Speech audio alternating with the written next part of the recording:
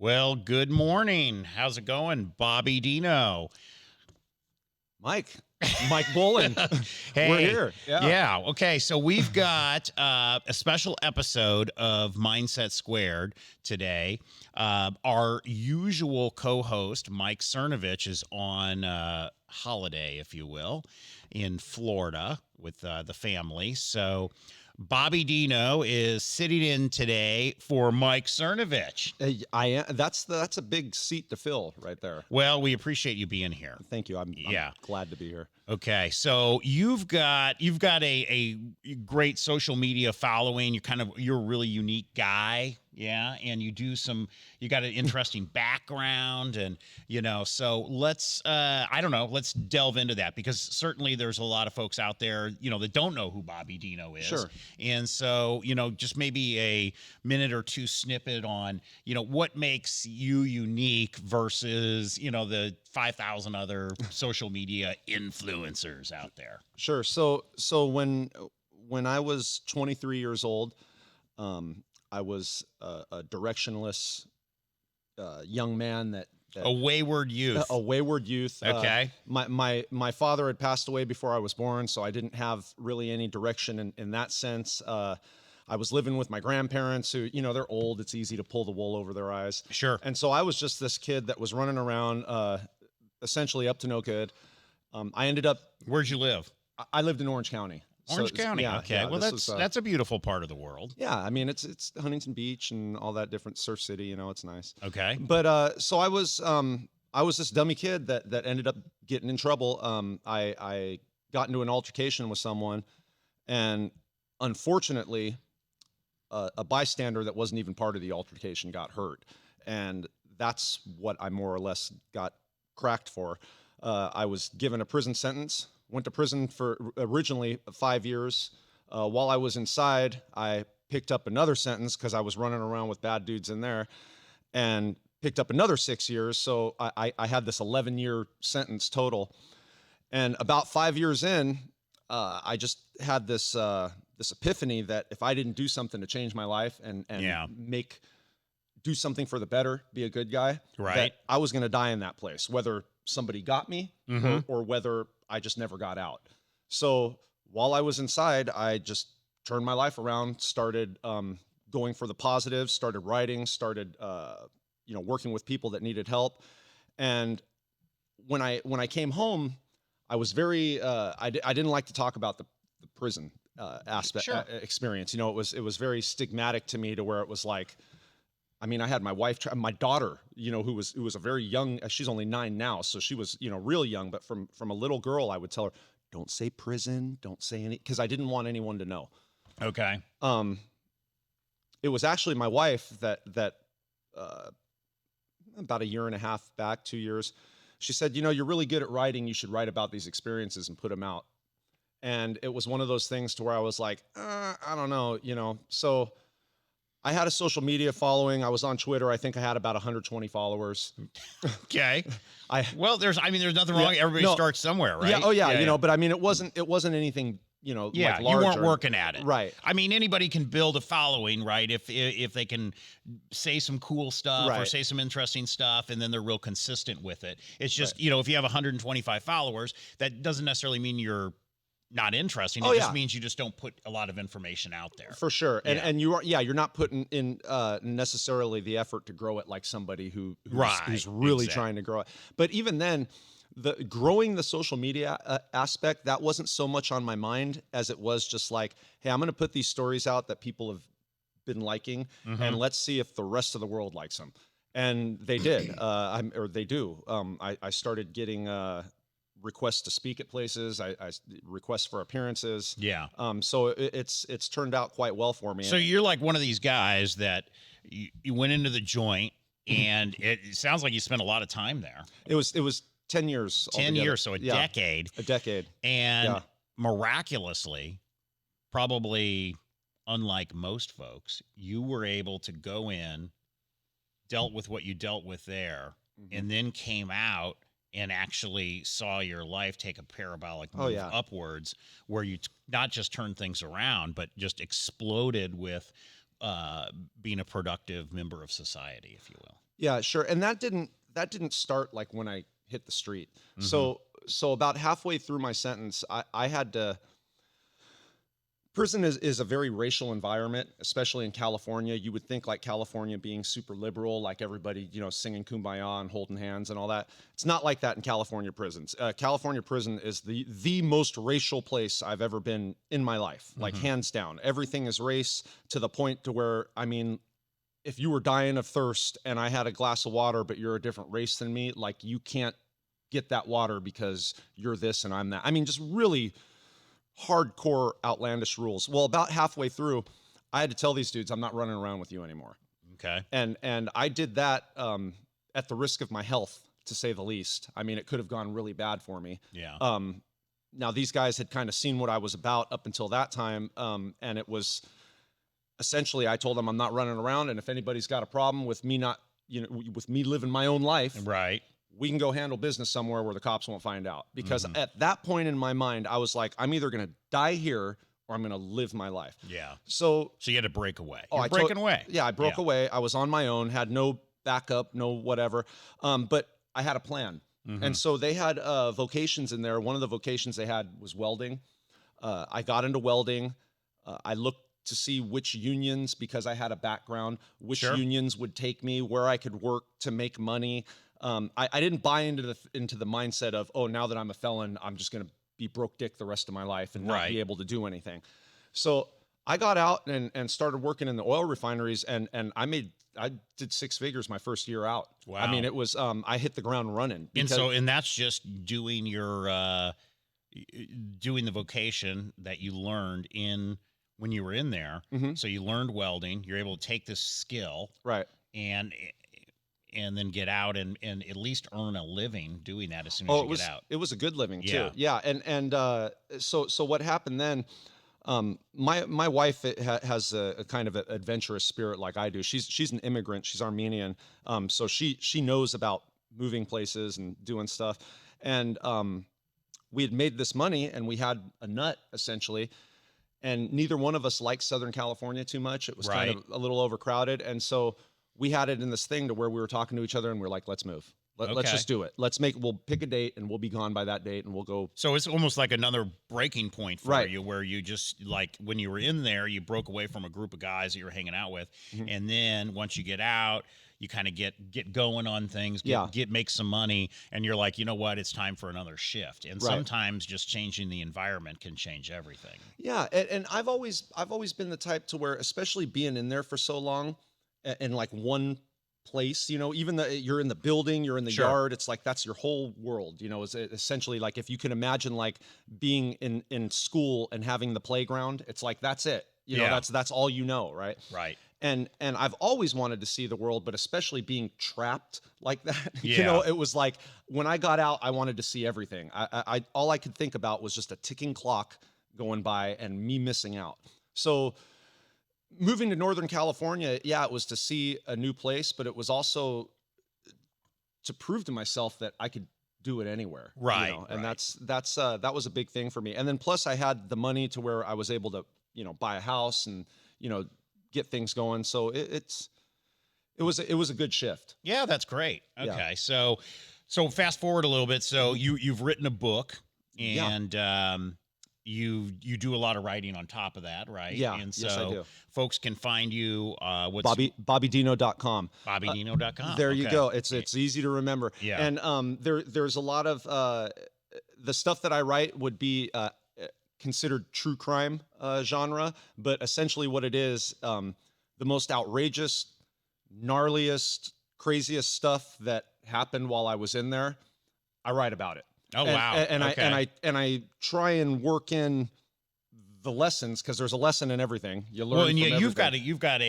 I because I'm on your email list, so you send Okay. out some stories from time to time, Mhm. and I've clicked over and read some of those, and I mean some of them are pretty fascinating. It's just kind of fascinating to read. But you had one recently. It was called Baby Oil, Oh, Jesus, yeah. and we don't need to get into the whole thing, but it's interesting how you write those stories, and I guess, whether it's fictionalized or maybe the names are fictionalized or whatever it is, but Uh-huh. this is stuff that you saw, witnessed, whatever, while you were there, and it really gives you a peek behind the scenes, and not in a Hollywood way, Oh but yeah, but the actual gritty. gritty stuff of what Yeah. was happening.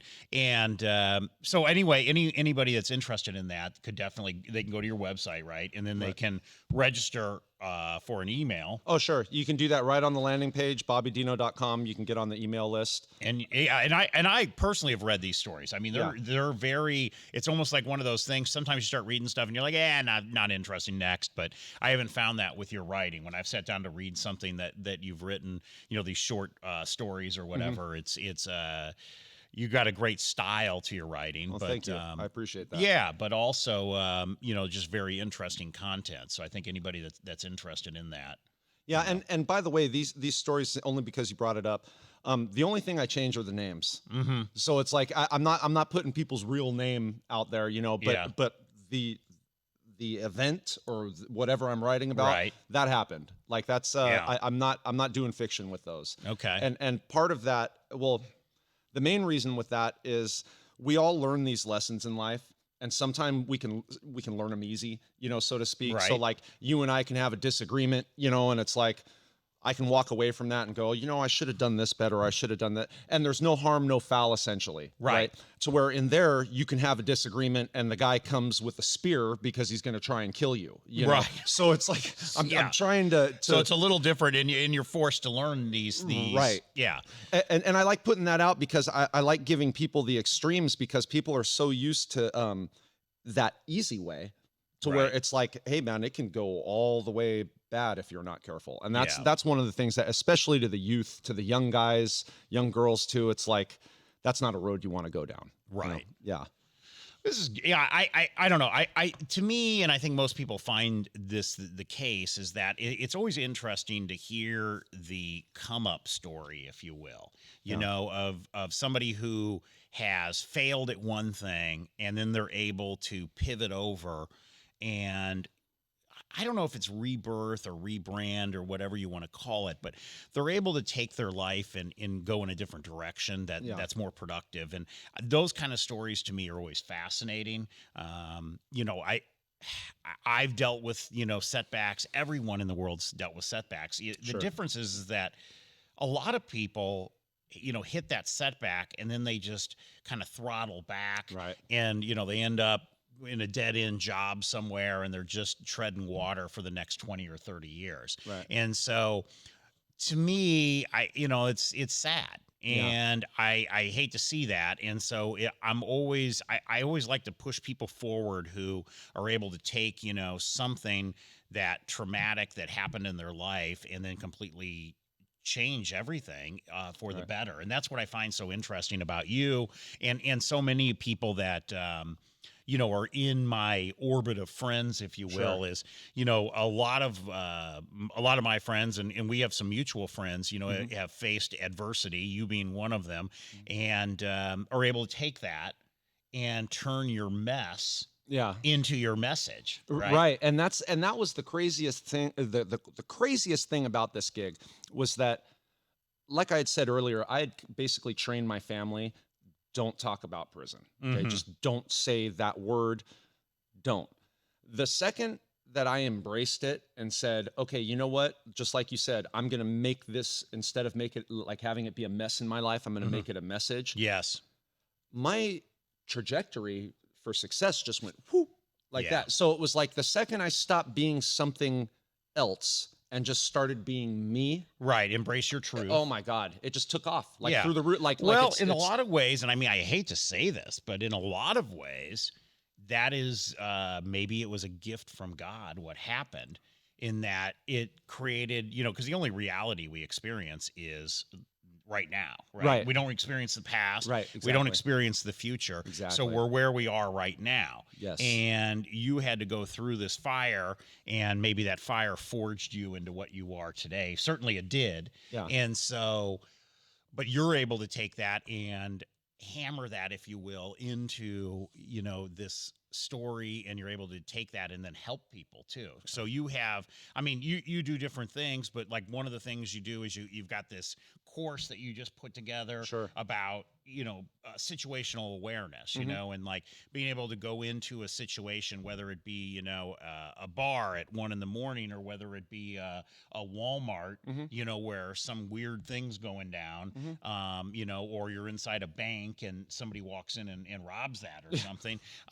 You're able, you've got a course that teaches people about situational awareness. And, tell me for a minute or two, what in the world is this situational awareness thing? Like, how would you describe that? And how does it help somebody like me who, quite frankly, I mean, I live in Napa Valley. I feel pretty safe, but Yeah. I mean, shit can go down anywhere. Anywhere. Sure. Yeah. Sure. So situational awareness is essentially how your environment and how you relate to it. Okay. Mhm. Um, like you were saying earlier, we create our own reality. Yes. That's one the way that we're able to take a mess and turn it into a message. We Mike and I were in Romania. We both spoke at the Romanian War Room Summit, Mhm. and the topic that I had there was situational awareness. After I spoke about it, I had a lot of people approaching me saying, "Hey, are you going to do a course about that? Are you going to put something out about that? Because I would love for so and so to see it, or whichever." Yeah. So that was really like the foundation of, okay, yeah, I need to make a course about it. And what it is it's not necessarily just about the bad guy, right? It's not just like about like, oh, I'm somewhere and something's happening. You can use situational awareness everywhere, sitting right here, with Mhm. friends, with loved ones, with coworkers. It's essentially paying attention. And people, even though that sounds so easy, Mhm. so basic, people don't pay attention like they used to or like they should. You see people walking down the street, their faces in their phone. You see people going places and they aren't looking or seeing anything around them. I've seen these horrible videos, like they're closed circuit TV things of Oh like yeah. where like crime has happened, or something like that. Someone getting kidnapped or a female getting assaulted or whatever. And it was as simple as if they would have just looked, Right. like if they would have just been aware, they wouldn't have gotten into that mess. Mhm. And that's what I teach in this course essentially is how to be aware, how to keep your eyes open, how to survey what's going on, how to project yourself because that plays a big part into it. Example, if you're someone that's got good posture, your head's up, you're erect, you're looking, you make much less of a target to the predator bad guy versus someone that's kind of slouched and walking down and I it see. So it's you make yourself a hard target. exactly. Okay. Situational awareness starts with you because you do create your reality. Now, So I guess it goes without saying that a lot of this craft, if you will, that you've mhm. learned and put together, you learned in your prior life. Well, yeah, so that's kind of I I, guess I mean, I would imagine in the joint, right. right? You've got to have the situational awareness 24/7. Yeah. Oh yeah, yeah. Yeah. It's one of those things. So my unique perspective from this, because you'll get guys that'll talk about situational awareness that are like either martial arts experts or ex cops or Sure. whichever, and that's great. They have, you can learn from anywhere. I can watch one of their videos and learn something too. Who knows? Yeah. My thing is that I didn't learn it from like a 9 to 5 gig to where I got to take my badge off and go home and go to bed. Right. My thing was I had to live that 24/7. I had no backup. For a decade. Yeah, and people that you could think are on your same team or whatever, they might try and get you too, smile in your face and knife you in the Yeah. back. So it's really a thing about being aware, reading people's body language. You're familiar with So it's how to play chess in real life. it's exactly like that. Yeah. You can develop it. It's a skill that you can develop just like any other skill, or any other discipline, Mhm. to where you'll actually almost start to become prescient, if that makes sense. Yeah. Like it's like you will get your spidey senses will start to Sure. tingle. When something's going on and you're like, no, it's developing that type of mindset versus just walking through the world completely unaware. Ah, it's fascinating. Yeah. And it's interesting that your background, it's another example of how you're able to take this crappy background and then spin gold out of that, right? And I think that that's a great message, though, for a lot of people is so many people want to put on that mask, right? And they want to be something that they're really not. And I found that with my own social media is as I just embrace more of who I am, then people respond to that more than me trying to emulate somebody else or take like an element of somebody else that I really like and trying to smash myself into that mold. It just doesn't work, right? I mean, we've all heard these cliches like, there's a zillion of, Donald Trumps out there. There's a zillion Barack Obamas out there, right? And you don't need to be that, right? You need to be you. And I think that it is fascinating to me that you can take something as terrible as going to prison for a decade and then spin that into something that's commendable. Oh, it's commendable to you to be able to do that because most people don't do that. I mean, it's an empirical fact, right? That most people that get out end up going back in. So when right? So obviously they didn't do this, what you're doing. At the height of, so when I came home, recidivism in California was hovering somewhere around 80-85%. Incredible. Yeah. Now it's at 67. So even that is 3 people get out, 2 go back in. Right. And it's people get caught in the cycle. Well, maybe some of that has to do with the vocational training. I'm a big proponent of that. I mean, if somebody goes to my Twitter account, you'll see I talk about that actually quite a bit about how college is not necessarily where you need to be, that this vocational stuff. And so maybe some of that you're talking about comes from this vocational training where you picked up welding there. So at least you're able to have a real hard skill when you get out. And I mean, these trade jobs are always in demand. Oh, yeah. Always in demand. And for anybody that does have a record, let's say you do have a felony on your record and you think like, oh, there's nothing I can do. I can't make good money or whatever. These unions, especially construction unions or something similar to that, like I worked in oil refineries and power plants. But stuff like that, they'll take you with a felony. They don't care. I mean, well, in California now, we got the new law, the ban the box law. So you're not allowed to ask people anymore if they have a felony. Is that right? Yes. Wow. Look how easy you guys got it now. I mean, geez, wow, that's pretty cool. Well, I think the thought is, and this is a policy. A lot of people give California a lot of crap for different. And rightfully so most of the time. Policies that, I mean, we definitely have our set of issues. I mean, there's so many great things about California. I absolutely love living here, by the way. I love it. And I don't have any plans to leave. But I will say that there's some legislation that comes through that really makes sense. And to me, it's like, listen, if Bobby did his time, you did your time, right? And so you're done. And so why in the world would we want to penalize somebody who's already done their time? I mean, you want to get these people mainstreamed and back into being a productive member of society, not going back into whatever the heck they were doing that got them put there, right? So in the ban the box legislation in California, which is, I think it's the only state that has it, is you're not allowed as an employer to ask if somebody has a prior record. Wow. Okay. So that, I mean, here's the thing. One of the reasons, and this is my opinion from being there and seeing how the system works. One of the fallacies of prison and why we see a lot of this recidivism is the whole way that it's run and the whole way that the individual is classified and housed in those places. I'll give you an example. The kid that's just coming in on a 16-month sentence for his first time, and like maybe he, stole something out of a car or whatever. Sure. That kid should not be living with a 3-time psychopathic doing life murderer. Right. They shouldn't, because that kid still has a chance. Do you get what I'm saying? Right. There's still something that can spin it. But what happens is in the classification process, all these people get lumped together. So when I say like I hung out with murderers and with that was real. Like they were, I mean, I was really with these people that, did awful, nasty things, know?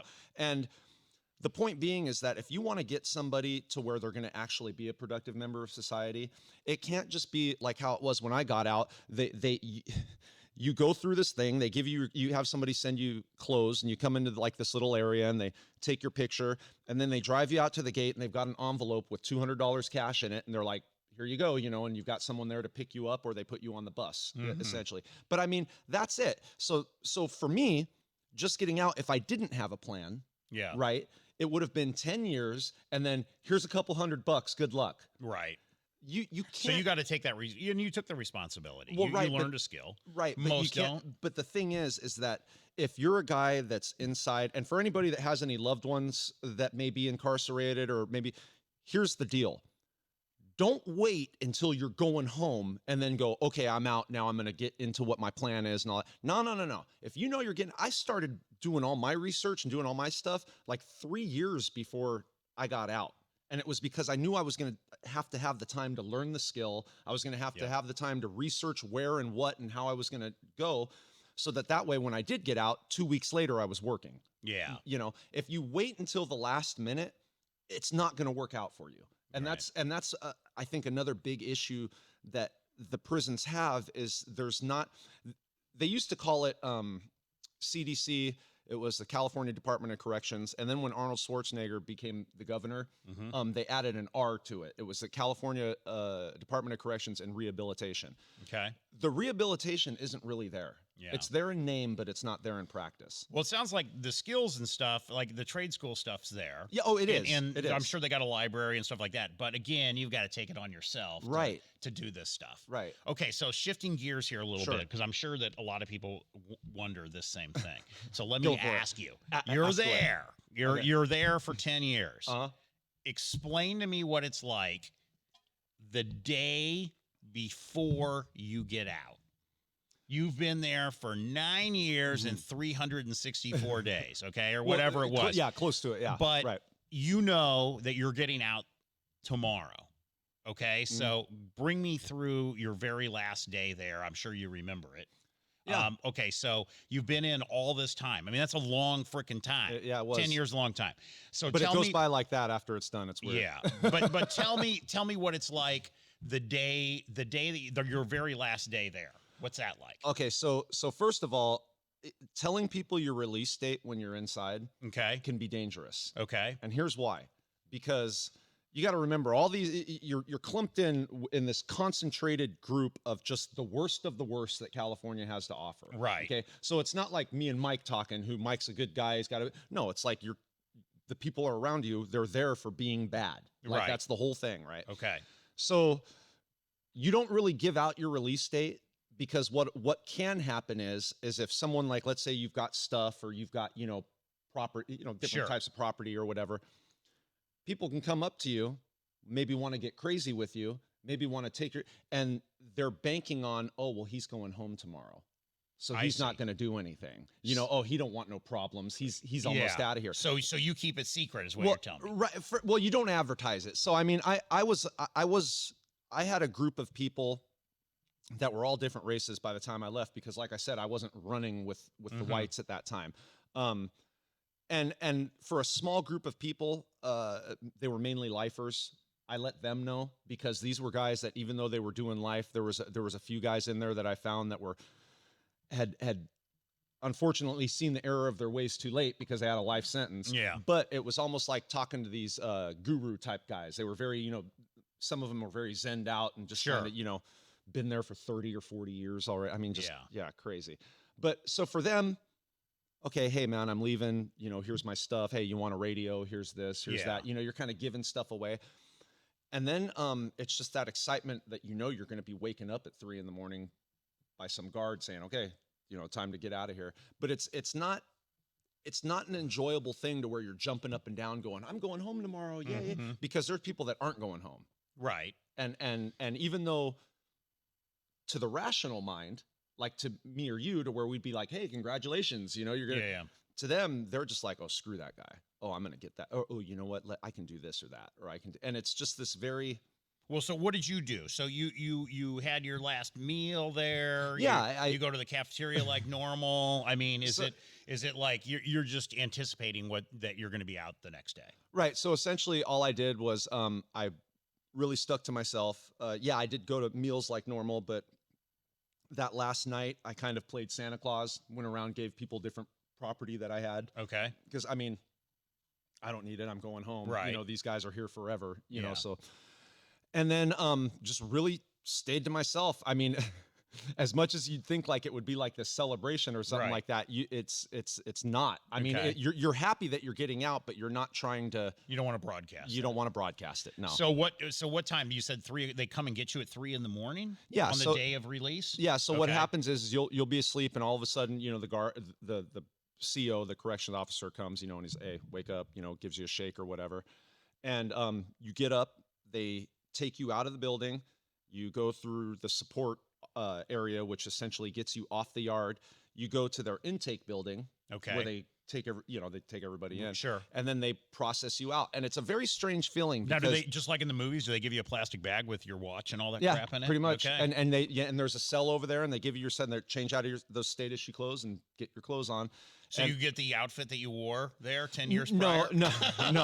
I mean, maybe some people do. I don't know, but I know what I did and what Uh-huh. normally people did is you have somebody send you something. I Like, see. if you're really indigent, like you just got nothing, you can buy sweats or something off of a catalog and just go out in a sweatsuit if you want. I to. see. But- All right. So then they process you. They give you your stuff. There must be a door. Yeah. No, so actually what it is, and it's a really trippy feeling too, because all that time that you're there, like there's areas that are like no-go areas, and they're by fences or buildings to where there's a line, and like if you go like past that line, they can shoot you. Like, I Okay. mean, they will kill you, you know, Right, if you're right. trying to do whichever, right? So you've been living in this environment the whole time to where the people that are making sure you stay there are like, don't get out of line or we're gonna fucking kill you. Mhm. And then all of a sudden it's like, hey, here's your clothes, bro, and $200. Have a good one. And Yeah. it's kind of a head trip because you're in this place the whole time. And then all of a Right. sudden it's just like, hey, peace. You know, we're not going to kill you anymore. Goodbye. Yeah. You know, so that was kind of Okay. a So weird you thing go. for me. So explain. So you go through a couple doors. What? And Yeah. and then boom, you're in the sunlight or No, what? no. So essentially what it is there's the intake building. They process you, make sure that you're you know, and process you out and give you your clothes and all that. And then a van comes up to the front of the intake building. You get in the van. If you're someone that doesn't have someone to pick you up, they'll bring you to the bus stop and make sure you get on the bus to somewhere else, because the prison where I was at, they had an agreement to where they didn't just release them into the city. I see. You know, they put them on a bus and sent them to wherever they were Okay. going. So they got to go back to San Francisco Right, or wherever they're right. from or whatever. Okay. Right. But for me, I got on a regular little van. It took me from there to out. There's like this, I don't know if they call this area that Sallyport or not, but it's like a Sallyport type area to where there's a guard up here. They come around, they're looking underneath the cars. Okay, yeah. You know, it's still locked in. Right. And then through there you go out. They bring you out essentially to the front, like to where like if To a you were a parking lot. visitor, you know, you'd Yeah. come and park. And then they wait, like, okay, where's your people? Is that your people? Okay, they're, and for me, it was my wife, you know, Okay. and she's like, hey, you know, and then I got to Okay. go and so- hug and kiss my wife. The guy gave me, you know what was funny? Here's something a little weird. So the guard that brought me out, right, and this is just some little weird thing that happened, but I'm all happy to see my wife, you know, and I get the envelope, and she looks at it and she goes, this isn't you. And it had a name on it, right? And I look inside and there's not even $200, because what happens is if you leave owing the state money, they'll take it from that $200 that they I give see, you, right? okay. So it was only like 100 and some change, right? And I'm like, wait a second. So my wife honks the horn at the guard, and he comes back, and my wife's like, hey, you gave the wrong. And the guy, because you're not supposed to do that, you know, everybody's supposed to get their right shit, right? Right. The guard on the spot started having a nosebleed. And I was just like, oh my God, we just fucking killed this dude right now. Like, don't die. You know, I'm just Yeah, getting out of here. yeah. Don't, it's not gonna look, but guard started, and he was like, oh shit, hold on. And he jumped in the van and went out, because the guy had already gotten in the car with his ride. Oh, wow. Went and stopped them, was like, you know, did the envelopes back. But it was a trip, because like he got so stressed out about it that it was like instantly his nose Wow. started bleeding. I was like, Interesting. oh yeah. Well, these Okay, guys so are, you are get- stressed out yes. anyways. Okay, you know? so you get out, you get in the car. Uh-huh. Did you go to lunch? Did you Yeah. go to dinner? I mean, what did you do? What did you do your first day out? First day out. So Did you go have a nice steak dinner or something? yeah, I mean, we did all. It was just so the first day out, we went back to Orange County. I had a place in Anaheim that I was renting, and on the way there, I think we stopped at a Carl's Jr. and I just Okay. had like a big, fucking nice double Western bacon burger. It was just Right. like, oh my god, you know, Yeah. because all the stuff you hear about prison food, Yeah. it's true, it's awful. Yeah. It's awful, and it's small portions, Mhm. and I think that that's a way that they try and keep people's sizes smaller, Yeah. maybe because if you want to get big, you have to like buy more food. I Like you see. can't just do it on the rations they're giving you. But so I'm eating this great food. I think we stopped by a Macy's. I got some new threads, Right. and But it's got to be weird that first day, just being like going into a mall. I mean, Oh, that's got to man. be a really unique experience mentally to go into a shopping mall Mhm. after being in prison for 10 years. So here's the thing, that there were some things.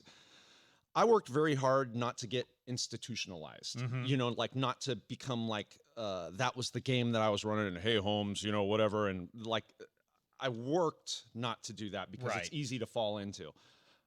One, a couple things that tripped me out when I came home. People didn't have respect of like personal space. Sure. So like I'd be somewhere and somebody'd like be looking at something and they'd just be like, and I'm Right. thinking, excuse me, who the hell are you? Right. Like what? But it's like they're normal people. They Yeah. aren't. They Well, aren't there's feeling- there's no threat level. right. Right. Well, So- to them, they're not thinking the same way that I think. Sure. Because I respect people's personal space, and that's just you had to do that or you would be Right. in problems.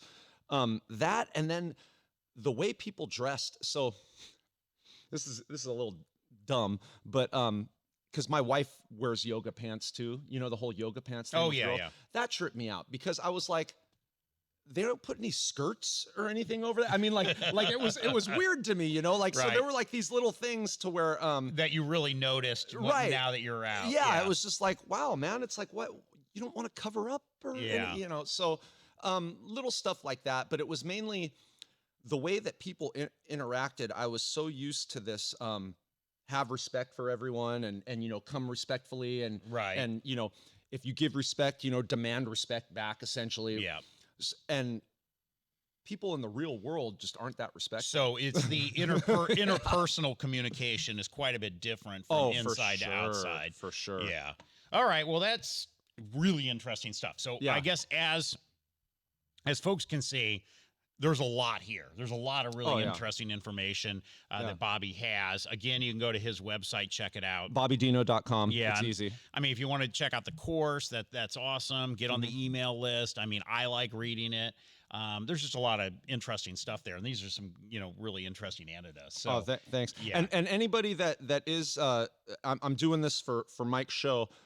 Anybody that wants to get the course, if you go through the checkout and you put in what type of what should we name the code? You got a fancy you can name? just call it Cernovich. Okay, Yeah. we'll just call the code Cernovich. Yep. Okay, so I'm gonna make it as soon as this is done. You go through. You want to get the course for the double Mike's audience only. I'll give 30% off using the code Cernovich. So Very just cool. Go through Cernovich. And thanks for watching and tuning in. That's Yeah. my thank you to Okay, you. so you can, as always, you can find myself at MikeBolin.com and then Cernovich, of course, at Cernovich.com.